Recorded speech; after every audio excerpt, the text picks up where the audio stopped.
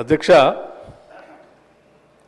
2023 December 7వ తేదీ నుండి ఇప్పటి వరకు ప్రభుత్వేతర రంగాలకు ఇచ్చిన గ్యారంటీలు ఏమిటి అని వారు అడిగినటువంటి ప్రశ్నలకి నేను నిర్దిష్టమైనటువంటి సమాధానాలు మీ ద్వారా సభకి ఈ రాష్ట్రాన్ని కూడా తెలియజెప్పాలని అనుకుంటున్నాను. 2024 నవంబర్ వరకు గ్యారంటీ ఇచ్చినవి 51,277.71 కోట్లు. ఇక డ్రా చేసినవి కూడా 51,891.44 కోట్లు. 2024 వరకు 2023 డిసెంబర్ నుండి 2024 నవంబర్ 30 వరకు డ్రా చేసిన ఎఫ్ఆర్బిఎం రుణాలు 52,118 కోట్లు. అట్లాగే అధ్యక్ష, 2023 డిసెంబర్ నుండి 2024 నవంబర్ 30 వరకు కార్పొరేషన్లో ఎస్పీవీలు డ్రా చేసిన ఎఫ్ఆర్బిఎం ఏతర రుణాలు 61,991.14 కోట్లు. 2024 నవంబర్ 30 వరకు ఎఫ్ఆర్బిఎం ఏతర రుణాలు 51,277.71 కోట్లు. 2024 నవంబర్ 30 వరకు 10,099.70 కోట్లు. ఇవన్నీ పై విధంగా ఉన్నాయి అధ్యక్ష. ఇది సమగ్రమైనటువంటి సమాధానం వారికిచ్చాం. గౌరవ సభ్యులు తన్నీరు హరీష్ రావు గారు. స్పీకర్ సార్, నేను 21 సంవత్సరాల నుంచి ఈ సభలో ఉన్నాను. మంత్రిగా పనిచేశాను, ప్రతిపక్షంలో కూడా సభ్యుడిగా పనిచేశాను. నా 21 సంవత్సరాల్లో క్వశ్చన్ మీరు చదివినప్పుడు మంత్రి గారు సీట్లో లేనటువంటి మొదటి సందర్భం ఈరోజు 21 సంవత్సరాల చరిత్రలో చూశాను. కొన్ని సందర్భాల్లో ఏదైనా ప్రత్యేకమైన కారణం వల్ల సభ్యుడు రాకపోతే మంత్రి గారికి ఏదైనా అర్జెంట్ ఉంటే ఇన్ఫార్మ్ చేస్తారు, క్వశ్చన్ పోస్ట్పోన్ చేసి తర్వాత తీసుకుంటారు. బట్ వెన్ స్పీకర్ కాల్స్ తప్పకుండా మినిస్టర్ గారు అక్కడ ఉన్న సందర్భం ఉంది. అయినా సభ గౌరవాన్ని, హుందాతనాన్ని దృష్టిలో పెట్టుకొని నేను వదిలేస్తున్నాను. అధ్యక్ష, ఈరోజు గౌరవనీయులు బట్టి విక్రమార్క గారు, గౌరవనీయులు ఉప ముఖ్యమంత్రి బట్టి విక్రమార్క గారు నేను అడిగిన ప్రశ్నకు వారు సమాధానం ఇచ్చారు. రాష్ట్ర ప్రభుత్వం ఎఫ్ఆర్బిఎం కింద తీసుకున్న అప్పులు 51,277 కోట్లని చెప్పారు. అఫ్కోర్స్ ఈరోజు ఉదయం నేను రిజర్వ్ బ్యాంక్ ఆఫ్ ఇండియాది కూడా రిపోర్ట్ తీసుకున్న పొద్దున్నే నెట్లో. ఈరోజు కలిపితే ఇంకో 3,000 కోట్లు పెరిగింది.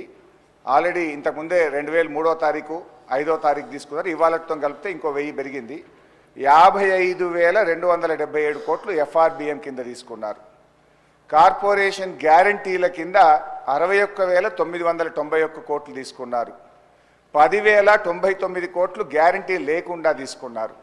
మొత్తంగా కాంగ్రెస్ పార్టీ ఏడాది పాలనలో చేసిన అప్పు ఎంత అంటే 1,27,208 కోట్లు.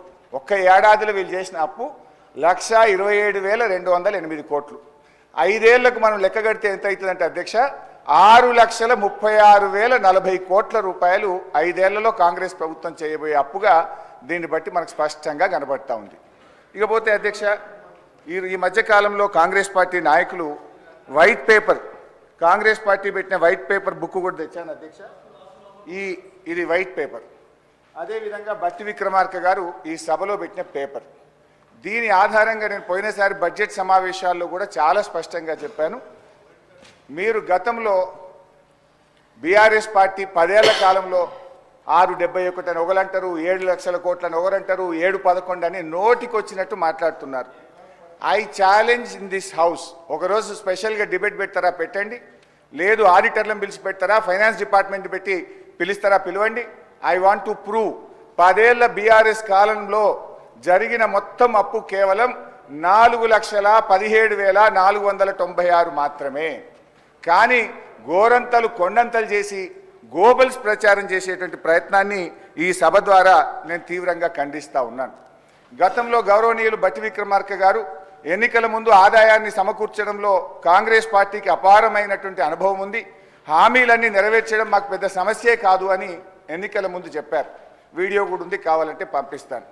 ఇప్పుడు అధికారంలోకి వచ్చిన తర్వాత ఏమైంది, ఏడాది అయింది, హామీలు ఎప్పుడు అమలు చేస్తారంటే అప్పుల పేరు చెప్పి తప్పించుకునేటువంటి ప్రయత్నం చేస్తున్నారు. ఒక అబద్ధాన్ని 100 సార్లు చెప్తే నిజమైతే అనే విధంగా గోబల్స్ ప్రచారం చేస్తూ ఉన్నారు. అందుకే ఈ శాసనసభ వేదికగా సభ్యులకు రాష్ట్ర ప్రజలకు కూడా ఈ 7 లక్షల కోట్ల అప్పు అని కాంగ్రెస్ పార్టీ చేస్తున్న ప్రచారం తప్పు అని ఈ సభ ద్వారా రాష్ట్ర ప్రజలకు నేను తెలియజేయదలుచుకున్న అధ్యక్ష ఆర్బీఐ కంటే గొప్ప వాళ్ళు అయితే ఉండరు అధ్యక్ష.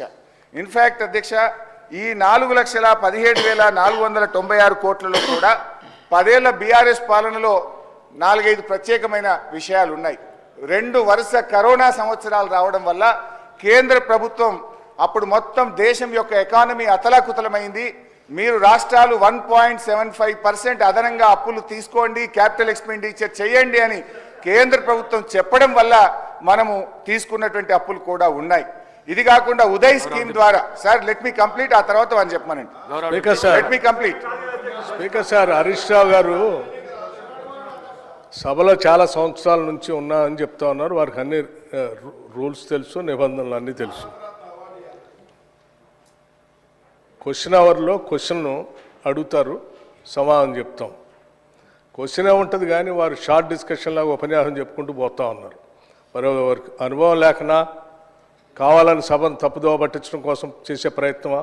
మీరు అడిగారు, ఈ అప్పుల పైన మీరు తప్పుదోవ పట్టిస్తూ ఉన్నారు, గోబల్స్ ప్రచారం చేస్తున్నాం, ఏదంటే సభలో చర్చ పెట్టండి. ఎస్, మేము రాగానే సభలో చర్చ ఉండాలనే వైట్ పేపర్ పెట్టాము మీరు చేసిన తప్పులు అన్నింటినీ.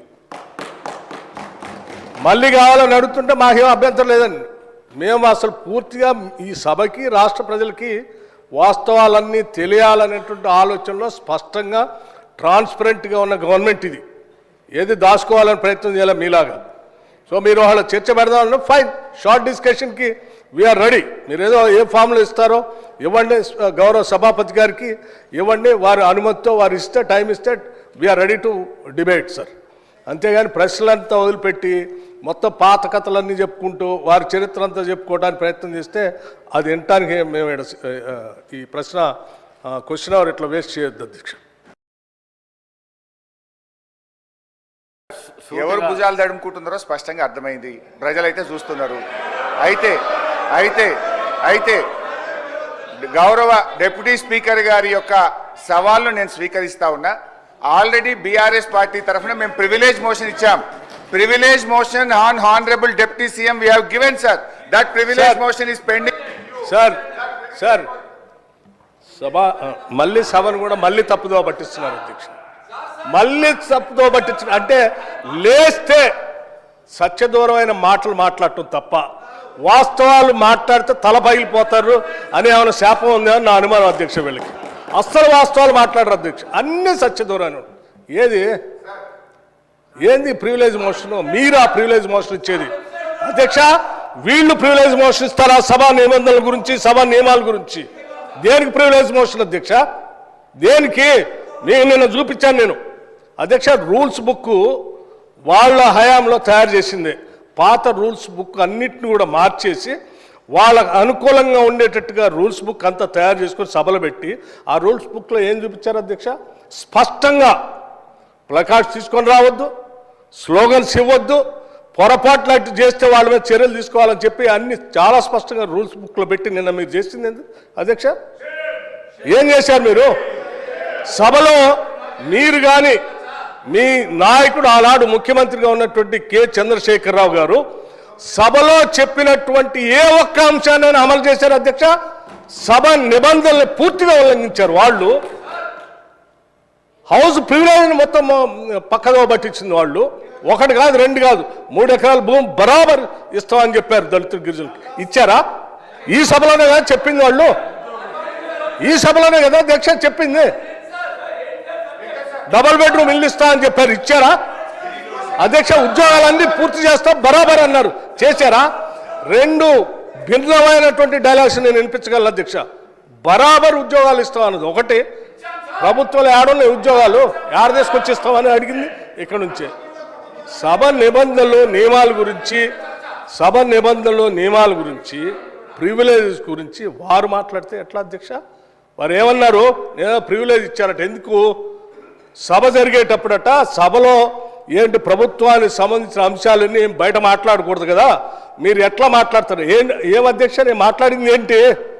మీరు తప్పుడు సమాచారం ఈ రాష్ట్రానికి అప్పుల పైన ఇస్తా ఉంటే ఆ అప్పులకు సంబంధించి ప్రజలకు తెలియాలని చెప్పి 7,11,000 పైన ఉన్నటువంటి అప్పుల లెక్కలు బరాబరుగా చెప్తూ ఆ అప్పులు తీసే క్రమంలో మీరు చేసిన 66,000 కోట్ల అప్పుల్ని మేము తీర్చామని చెప్తూ అట్లాగే రైతులకు ఇంకో 21,000 కోట్ల రూపాయలు రుణమాఫీ కింద ఆపు ఇచ్చామని అన్నప్పుడు ఒక జర్నలిస్ట్ అడిగాడు, అయ్యా రైతులకు భూమి ఉన్నటువంటి వాళ్ళు అందరికి ఇస్తున్నారు, బాగానే ఉంది, మరి అసలు మా భూమి లేని మా నిరుపేద ప్రజల కూలీలకు కూడా మీరు అప్పుడేదో ఇచ్చారు కదా అని ఇస్తా అన్నారా? 12,000 ఇస్తారంటే ఎస్ అవి కూడా ఇస్తామని అన్నాం.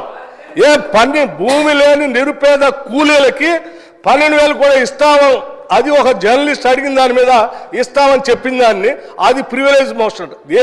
నిరుపేద కూలీలకి 12,000 మేము ఇస్తామని చెప్పినట్టు మాటను ఇస్తామంటే నీకేమైనా ఇబ్బందా? కూలీలకి ఇయ్యొద్దా?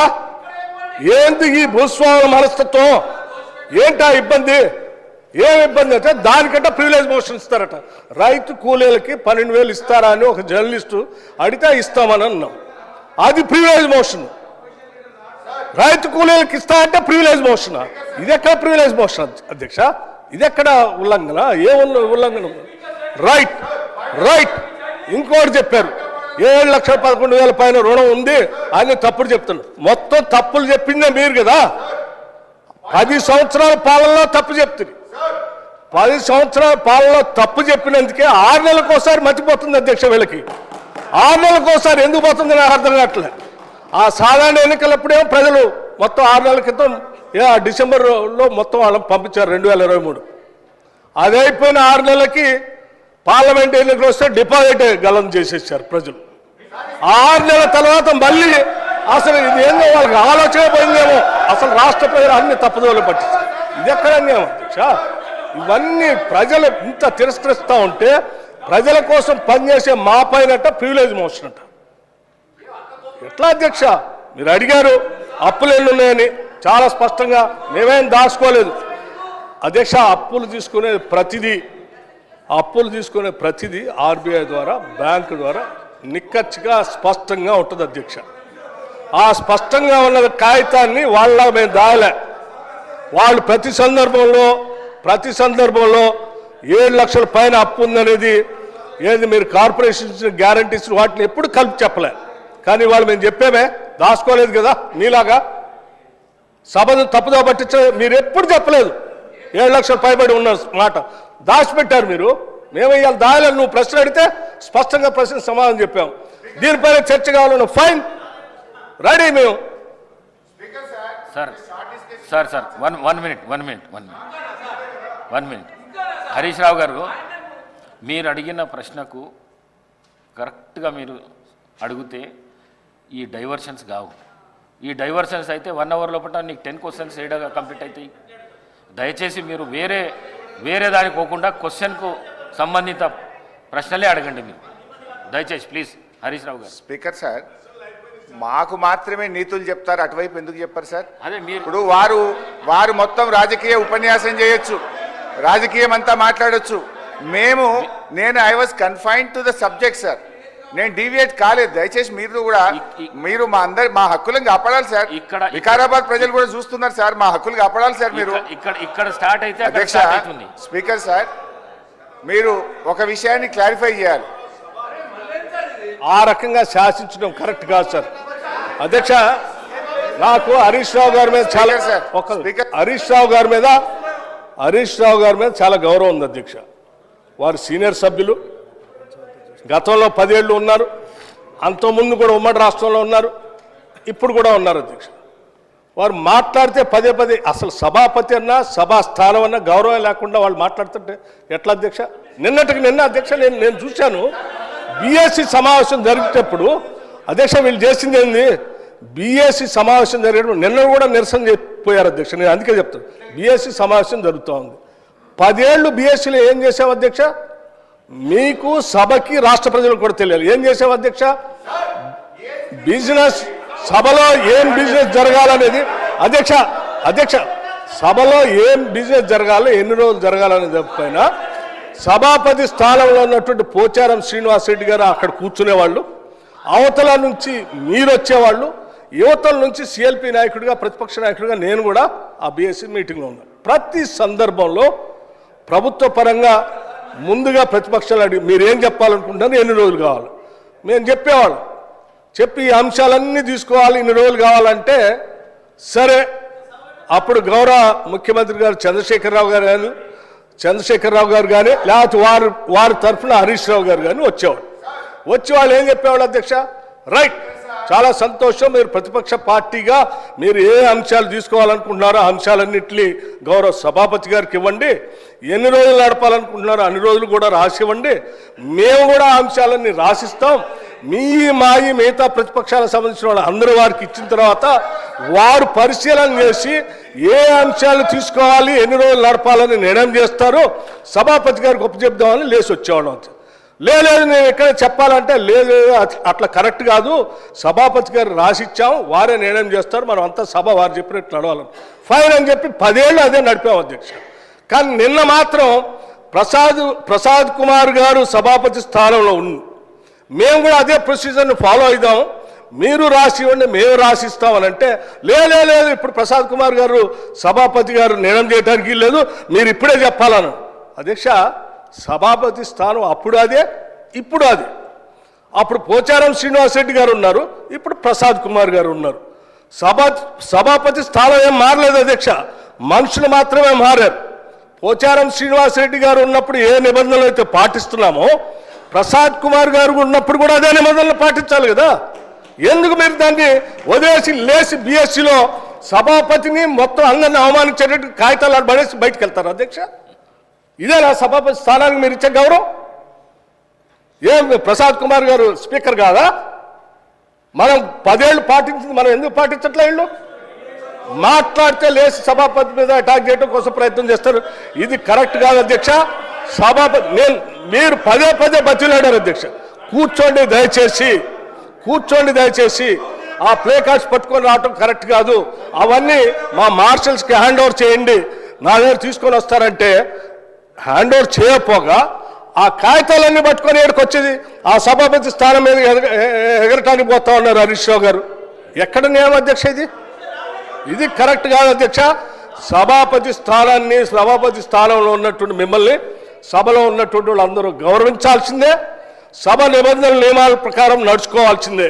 మేము ఈ నిబంధనలకు అతీతంగా మేము రాచరిక వ్యవస్థలో మేము పోతాం, మేము శాసించినట్టే సభ నడవాలంటే కుదరదు అధ్యక్ష, అది కరెక్ట్ కాదు. దీనికి ఒక రూల్స్ బుక్ ఉంది, ఆ బుక్ ప్రకారం నడవాల్సింది. హరీష్ రావు గారు మీరు మాట్లాడుతూ వికారాబాద్ ప్రజలు చూస్తున్నారు అన్నారు. వికారాబాద్ ప్రజలు కాదు, రాష్ట్ర ప్రజలు, దేశ ప్రజలు, ప్రపంచ ప్రజలంతా చూస్తున్నారు. ఒక్క వికారాబాదే కాదు, దయచేసి ప్లీజ్. సార్ ఇప్పుడు ఒక విషయం, అవును, ఈ సభ జరుగుతున్న తీరును రాష్ట్ర ప్రజలు, సిద్దిపేట ప్రజలు, వికారాబాద్ ప్రజలు, దేశ ప్రజలు అందరూ చూస్తున్నారు. సభలో జరుగుతున్న తీరును ప్రజలు గమనిస్తున్నారు. రైట్ అధ్యక్ష, గౌరవ డిప్యూటీ స్పీకర్ గారు గతంలో సభ ఎట్లా జరిగింది, ఇప్పుడు ఎట్లా జరిగింది అని ఒక్క నిమిషం. I'm quoting rules book. Deputy CM అదే సారీ సీఎం అవుతారేమో ఫ్యూచర్లో, మంచిదే కదా, we want him to become a CM. అయితే అధ్యక్ష గారు మీరు మాట్లాడుతూ డిప్యూటీ స్పీకర్ అన్నారు, డిప్యూటీ స్పీకర్ కాదు డిప్యూటీ సీఎం అని. ఓకే, గౌరవ డిప్యూటీ సీఎం గారు ఇంతకుముందు వారు డిప్యూటీ స్పీకర్ గా పనిచేసినారు, మాకు పాత మిత్రబంధం ఉంది వారికి నాకు. అయితే అధ్యక్ష గౌరవ డిప్యూటీ స్పీకర్ గారు డిప్యూటీ సీఎం గారు గతంలో ఇప్పుడు ఉన్న రూల్స్ గురించి మాట్లాడారు. I'm quoting rules book sir, assembly rules book, page number 86, paragraph number 232(2), public accounts committee గురించి. The committee shall have the power to indicate in the proposed time table the different hours at which the various stages of bills and other business shall be completed. అంటే BAC కమిటీకి power ఉంది. Shall అక్కడ ఏమన్నది, shell have the power అని స్పష్టంగా చెప్పారు. బిఏసిలో ఏ బిల్లులు పెట్టాలి, ఎప్పుడు పెట్టాలని చర్చించిన తర్వాతనే పెట్టాలని రూల్స్ బుక్ చెప్తుంది. నిన్న నేను రూమ్లో కూడా మీ ముందు చెప్పింది కూడా నేను, సార్ బిల్లులు మాకు బీఏసీలో చర్చించకుండానే 2 బిల్లులు సభలో ప్రవేశపెట్టారు, ఇది తప్పు అని నేను రూల్స్ బుక్ ఆధారంగా మాట్లాడినా. నేను రూల్ మాట్లాడినా కానీ బట్టి గారేమో లేని ఆవేశం తెచ్చుకొని కాంగ్రెస్ పార్టీ చేసిన అప్పులు బయటపడుతున్నాయని చెప్పి సభను తప్పుదో పట్టించడానికి వారు ఉపన్యాసం చేశారు. నేను ఉపన్యాసంలోకి పోను, నేను అప్పుల గురించే మాట్లాడతాను. గౌరవ బట్టి విక్రమార్క గారు చెప్పిన లెక్క ప్రకారంగా 1,27,208 కోట్ల రూపాయలు ఏడాది కాలంలో కాంగ్రెస్ ప్రభుత్వం అప్పు చేసింది. 1,27,000 అంటే 5 ఏళ్లలో లెక్క పెడితే ఇది 6,36,000 కోట్లు అవుతుంది. 10 ఏళ్ల బీఆర్ఎస్ పాలనలో 4,17,000 అయితే మీరు 5 ఏళ్లలోనే ఈరోజు 6,36,000 చేయబోతున్నారు. తర్వాత ఇంకొక విషయం నేను మీకు ద్వారా క్లారిఫై చేయాలనుకుంటున్నా. గౌరవనీయులు బట్టి విక్రమార్క గారు, మేము ప్రివిలేజ్ మోషన్ దేని మీద ఇచ్చామో మీరు క్లారిఫై చేయాలి. దాదాపు 20 మంది కాంగ్రెస్ బీఆర్ఎస్ ఎమ్మెల్యేలు అందరం మీ దగ్గరికి వచ్చి మేము ఇచ్చిన ప్రివిలేజ్ మోషన్ దేని మీద అధ్యక్ష మీరే చెప్పాలి. వారేదో నేను మధురలో మాట్లాడిన దాని మీద ప్రివిలేజ్ మోషన్ ఇచ్చినామని సభను తప్పుదో పట్టించే ప్రయత్నం చేసినారు. మేము ప్రివిలేజ్ మోషన్ ఇచ్చింది వాస్తవ అప్పులు 4,17 అయితే 7 లక్షల కోట్లు అని చెప్పి వీళ్ళు సభను తప్పుదో పట్టించారు. పోయిన బడ్జెట్ స్పీచ్లో తప్పుడు ఫిగర్ చెప్పారని చెప్పి గౌరవ ఉప ముఖ్యమంత్రి గారి మీద మీకు ప్రివిలేజ్ మోషన్ ఇచ్చాం. కానీ వారు ఇప్పటిదాకా ఏం మాట్లాడినరు? లేని ఆవేశం తెచ్చుకొని వ్యవసాయ కూలీలకు ఇయ్యద్దా, మీరు దాని మీద ప్రివిలేజ్ మోషన్ ఇస్తారా అన్నారు. తొందరగా ఈమనే మేము అడుగుతున్నాం. వ్యవసాయ కూలీలే కాదు 6 గ్యారంటీలు అమలు చేయండి. మొదటి శాసనసభలో చట్టబద్ధత తెస్తా అన్నారు, చట్టబద్ధత తేండి అనే మేము అడుగుతా ఉన్నాం. అయితే అధ్యక్ష మీ ద్వారా మళ్ళీ నేను కోరుతున్నా, నేను బట్టి గారి సవాల్ను స్వీకరిస్తున్నా. ప్రివిలేజ్ మోషన్ అప్పుల మీద తప్పుడు ప్రచారం మీద మీకు ఇచ్చాము, దాన్ని ఈ శాసనసభలోనే అలో చేయండి. వీలైతే సభా కార్యక్రమాలు సస్పెండ్ చేసి ఇప్పుడే దాని మీద చర్చ పెట్టినా మాట్లాడడానికి మేము సిద్ధంగా ఉన్నాం. లేదు మీ కన్వీనియన్స్ ప్రకారంగా ఈ సమావేశాలు ముగిసే లోపు అప్పుల మీద మీరు చర్చ పెట్టండి. వాస్తవాలు రాష్ట్ర ప్రజలకు తెలవాల్సినటువంటి అవసరం ఉంది. దయచేసి మా ప్రివిలేజ్ మోషన్ను మీరు అలో చేయాలని చెప్పి మిమ్మల్ని కోరుతా ఉన్నాం.